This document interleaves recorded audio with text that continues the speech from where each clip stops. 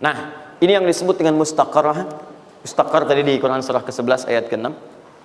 Ini yang disebut mustaudaah. Ya, menyebar, menyebar, menyebar, menyebar, menyebar. Di mana dia tersembunyi itu? Hanya Allah yang tahu. Makanya antum kan beraktivitas kan?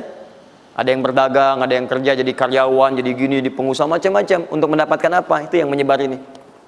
Ya. Dan menariknya antum kan minta kepada Allah, ya kan? Bahkan setiap dalam sholat. Coba lihat, Isa aja tadi minta 4 kali.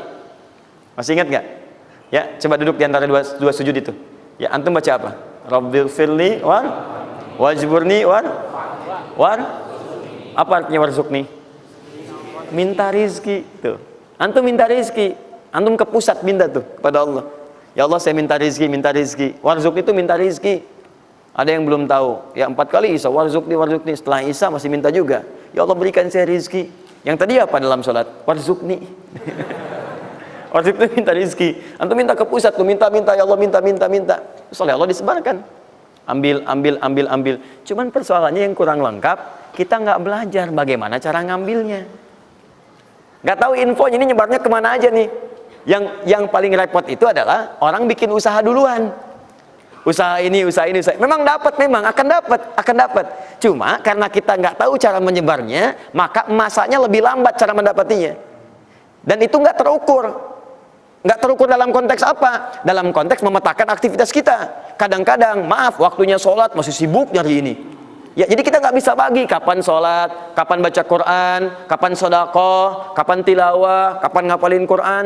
Coba lihat Abu Bakar As-Siddiq radhiyallahu ta'ala anhu. Itu kan pedagang sukses, pebisnis sukses, hartanya banyak, tapi masih sempat sholat tahajud sampai khatam Quran. Masih sempat sehari punya program sedekah, sehari nengokin orang sakit, sehari bisa menyolatkan orang yang meninggal, sehari bisa nganterin orang ke alam kubur. Itu ketika Nabi tanya, siapa malam ini hari ini yang sempurna jamaahnya, ngacung semua. Siapa hari ini sudah sedekah, sebagian turun tangan, Abu Bakar masih angkat.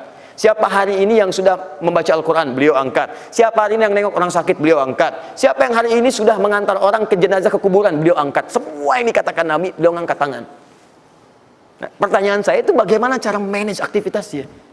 Karena beliau tahu kunci rezeki itu ada di sini. Kalau nyebarnya ke sini, maka beliau atur aktivitas ibadah saya ini yang ke sini, yang rezeki ini yang ini. Atur waktunya kapan mendapatkan yang ini, kapan dapat yang lain. Yang paling dahsyat ini nanti yang akan kita bahas.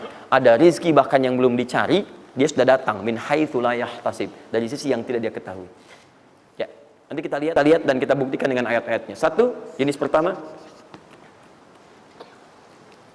rezeki yang mutlak dicari dengan ikhtiar. Ikhtiar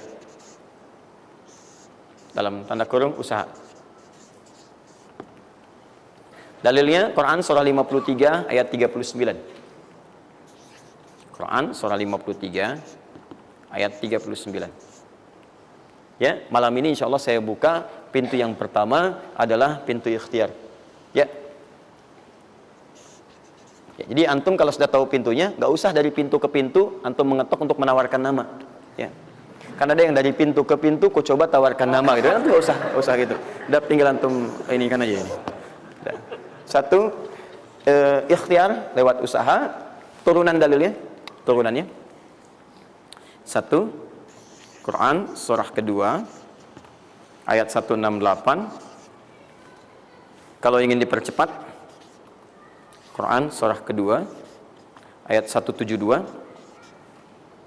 Kalau pengen lebih cepat lagi, Quran surah ke-7, oke dah, ayat 96.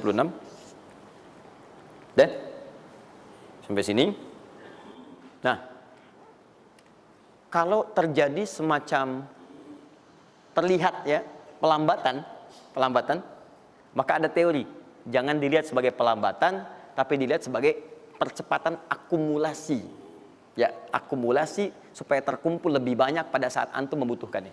Ya, nanti kita lihat dalilnya di Quran surah 46 ayat ke-15.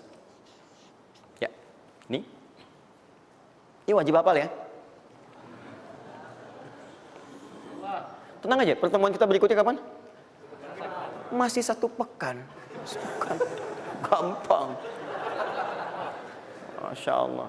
Orang 3 hari apa 200 ayat Al-Imran. Masa sepekan antum berapa ayat sih ini? Gampang ini. Ayatnya juga pendek-pendek insya Allah. Ya. Sudah? Jangan dulu dilihat, catat aja dulu. Kalau antum lihat sekarang, antum nanti udah ini duluan. Catat dulu aja. Sudah? Sudah ya? Baik, ini udah. Nah, sekarang turunannya, kan ini baru intinya. Turunan amalannya. Ini wajib antum kerjakan. Satu, di turunan amalannya.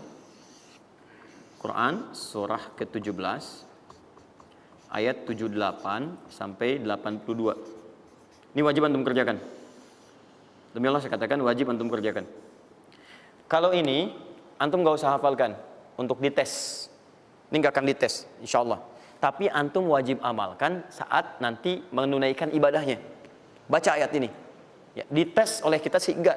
Cuman saat antum kerjakan mesti hafal ini saat ibadahnya. Ya. Karena antum akan baca dalam sholat. Ya. Sama aja dong. Ya. Teruskan, terus. Quran surah ke-73 ayat 1 sampai 20. Tidak akan muncul di ujian. Insyaallah.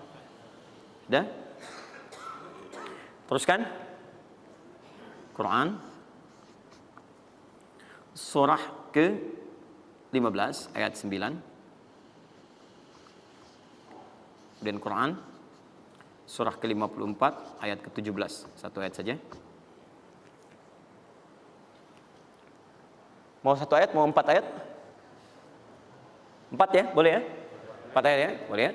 Ayat 17, ayat 22, ayat 32, ayat 40. 4 ayat.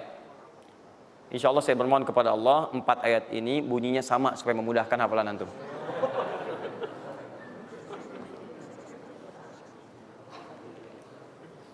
Lima. Sudah? Tahan.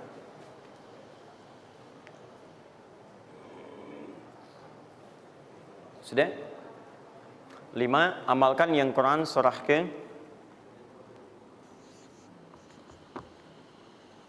51 ayat 18. Ini untuk mempercepat pengabulan doa. Jadi kalau antum minta seketika.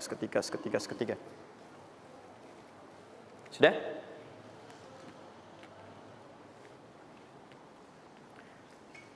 Mau saya kasih bonus gak?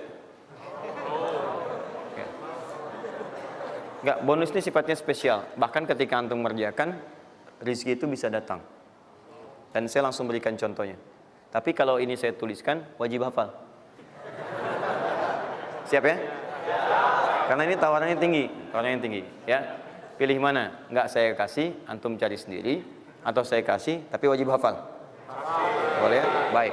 Dan ini ayat pertama, mana panitia? Lihat ya, ingat baik-baik, ini ayat pertama yang akan menguji. Jadi password kunci pertama untuk masuk pekan depan, ayat yang ini. Quran, surah ketiga Ali Imran,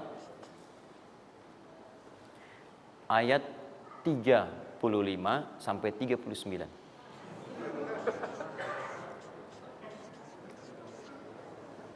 Gampang ya? Alhamdulillah.